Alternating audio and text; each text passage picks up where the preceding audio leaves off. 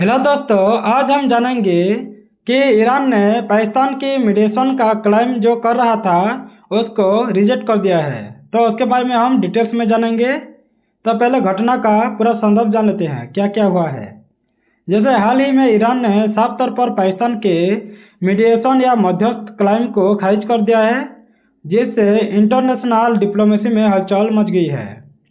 पाकिस्तान ने दावा किया था कि वह ईरान और यूएस के बीच मध्यस्थता यानी प्लेटफॉर्म तैयार कर रहा है, लेकिन ईरान ने इसे यूनिटेरियल रिफॉर्म बता दिया है। यानी यूनिटेरियल फोरम चाहता है वो, यानी वो खुद ही बात करना चाहता है अमेरिका से, ना कि वो पाकिस्तान के थ्रू बात करना चाहता है। तो यह घटना सिर्फ एक डिप्लोमेटिक स्टेटमेंट नहीं है, बल्कि मिडिल ईस्ट पावर डायनामिक का संकेत है। तो इस स्टेटमेंट ने यह भी दिखाया है कि ईरान किसी भी अनऑफिशियल नेगोशिएशन फ्रेमवर्क को स्वीकार नहीं करेगा। तो ग्लोबल मीडिया में इस घटना को पाकिस्तान डिप्लोमेटिक एम्बेरसमेंट के रूप में भी देखा जा रहा है। तो यह मामला ऑनगोइंग यानी यूएस जैसे और ईरान टेंशन और इजराइल ईरान कॉन्फ्लिक्ट के बीच आया है, तो जिससे इसकी सिग्निफिकेंस और भी बढ़ जाती है। तो मिडिल ईस्ट क्राइसिस की बैकग्राउंड स्टोरी के बारे में जान लेते हैं, यानी क्या क्या हुआ है मिडिल ईस्ट क्राइसिस में। जैसे मिडिल ईस्ट के में पिछले कुछ वर्षों से लगातार इंस्टेबिलिटी बढ़ रही है, खासकर ईरान और इजराइल के बीच। यूएस ओपनली इजराइल को सपोर्ट करता है, जिससे ईरान और यूएस रिलेशन एक्सट्रीमली टेंशन में आ गया है। जैसे येमेन, सीरिया, लेबनान जैसे रीजन्स प्रॉक्सी वार जोन भी बन चुका है। ईरान बैक्ड ग्रुप जैसे हाउतीज और हिजबुल्ला भी एक्टिव कॉन्फ्लिक्ट में शामिल हो चुके हैं। तो स्टेट ऑफ हार्मज जो ग्लोबल ऑयल ट्रेड का 20% हैंडल करता है, वो भी कॉन्फ्लिक्ट का केंद्र बन गया है। तो ऐसे सेंसिटिव एनवायरमेंटल में मीडिएशन अटेम्प्ट बहुत क्रिटिकल हो जाता है।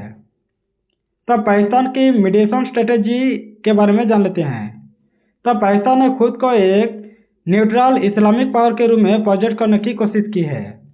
तो इसका उद्देश्य था कि वह मिडिल ईस्ट में डिप्लोमेटिक रिलेवेंस बढ़ाना चाहता है। तो यूएस और ईरान दोनों में संबंध इम्प्रूव करके वो स्ट्रेटेजिक एडवांटेज लेना चाहता है। तो पाकिस्तान पहले भी अफगानिस्तान पीस टॉक में मीडिएटर रह चुका है, तो इसीलिए उसे कॉन्फिडेंस था। लेकिन इस बार ग्राउंड रियलिटी अलग थी। जैसे ईरान ने इन्वॉल्वमेंट को आउटराइट डिनाई कर दिया है, तो इससे पाकिस्तान की क्रेडिबिलिटी और डिप्लोमेटिक सीरियसनेस पर सवाल भी उठता है। तो ईरान का रिजेक्शन भी आया है, जैसे स्ट्रेटेजिक रीजन भी होगा। जैसे ईरान का पहला उद्देश्य था कि वो सॉवरेनिटी को मेंटेन करना चाहता था, लेकिन किसी थर्ड पार्टी प्रेशर को रिजेक्ट करना चाहता था। तो ईरान को लगता है कि मीडिएशन से उसकी नेगोशिएशन पावर कमजोर हो सकती है। तो पाकिस्तान की यूएस प्रॉक्सिमिटी ईरान के लिए डिस्टर्ब का बड़ा कारण भी होता है। तो ईरान डायरेक्ट नेगोशिएशन को भी प्रेफर नहीं करता है, जिससे वह अपने कंडीशंस इम्पोज कर सके। तो यह रिजेक्शन एक सिंबॉलिक मैसेज भी है कि ईरान किसी भी इम्पोज डिप्लोमेसी को स्वीकार नहीं करता है। तो ईरान अपने रीजनल इन्फ्लुएंस को एसर्ट करना चाहता है, और मीडिएशन एक्सेप्ट करना उसे कमजोर भी दिखा सकता है, इसीलिए वो मना कर रहा है। तो डिप्लोमेटिक सिग्नलिंग और पावर प्रोजेक्शन के बारे में जान लेते हैं। जैसे इंटरनेशनल रिलेशन में स्टेटमेंट सिर्फ वर्ड नहीं होती है, बल्कि वो एक सिग्नल्स भी होता है। तो ईरान का यह बयान ग्लोबल पावर को क्लियर मैसेज देता है कि वह इंडिपेंडेंट फॉरेन पॉलिसी चला रहा है। यह यूएस और एलाइज के लिए वार्निंग है कि ईरान को आइसोलेट करना आसान नहीं है। तब पाकिस्तान को इनडायरेक्टली यह मैसेज मिला कि उसकी जियोपॉलिटिकल लिमिट्स भी है। इस घटना ने दिखाया है कि मिडिल ईस्ट में पावर हायरार्की बदल रही है। तो ईरान खुद को रीजनल हेजेमोनी के रूप में भी प्रोजेक्ट करता है। तो यूएस ईरान कॉन्फ्लिक्ट डायनामिक के बारे में जान लेते हैं।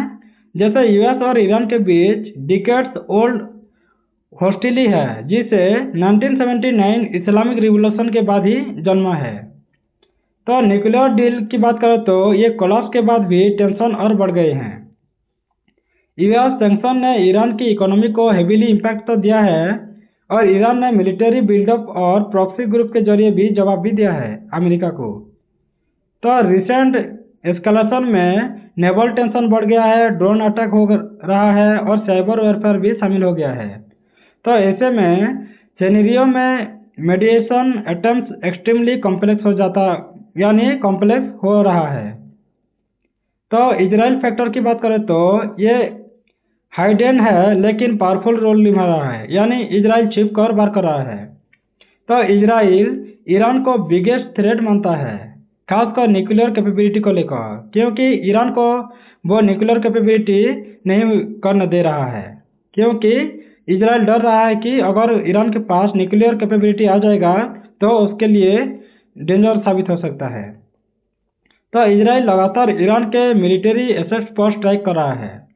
तो यूएस और इजराइल अलायंस होकर ईरान के खिलाफ यूनिफाइड फ्रंट बनाना चाहते हैं, यानी दोनों मिलकर एक साथ हमला करना चाहते हैं ईरान पर। तो ईरान के रिजेक्शन में भी इनडायरेक्ट इजराइल फैक्टर भी शामिल है। अगर मीडिएशन पाकिस्तान के जरिए होता है तो इजराइल उसे ट्रस्ट नहीं करता है। तो इसीलिए ईरान ने सिचुएशन को बायलैटरल या मल्टीलैटरल कंट्रोल में रखना बेहतर समझा है।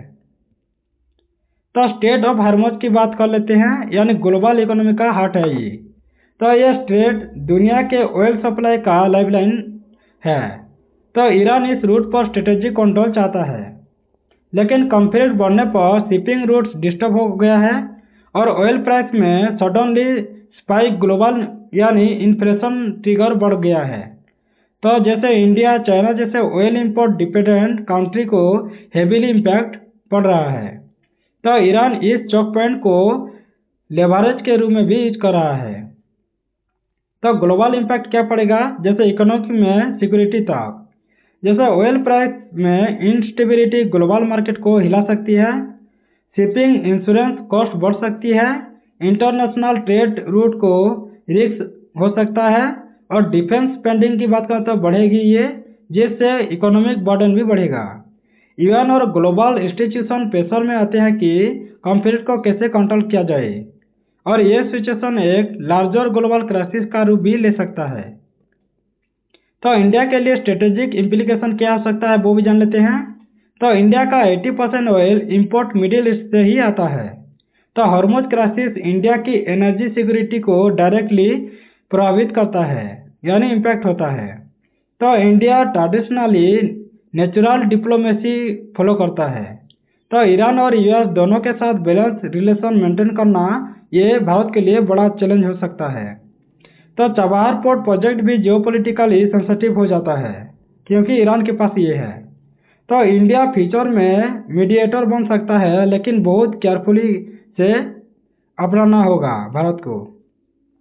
तो फ्यूचर सिनेरियो क्या हो सकता है, यानी 3 पॉसिबल आउटकम हम देखते हैं। यानी पहले क्या हो सकता है, डायरेक्ट टॉक किया जा सकता है, यानी डायरेक्ट बातचीत किया जा सकता है।